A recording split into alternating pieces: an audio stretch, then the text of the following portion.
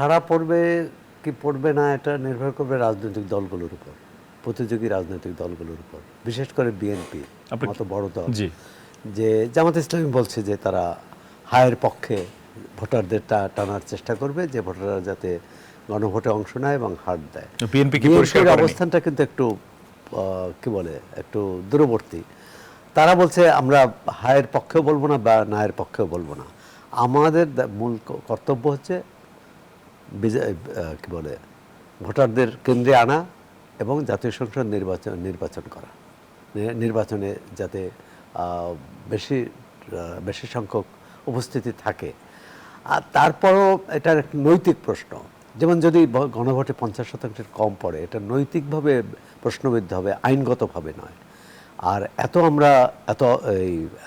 এত মানুষ জীবন দিল, গণ অভ্যুত্থান হলো, এত জোর 8 মাস 9 মাস ধরে আলোচনার পর জুলাই সনদ হলো, সাংবিধানিক আদেশ হলো,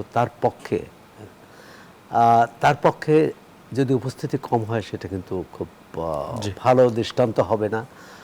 তেমন আশা করি সব দলের অন্তত এটা থাকবে যে পরিবর্তনের পক্ষে কিনা।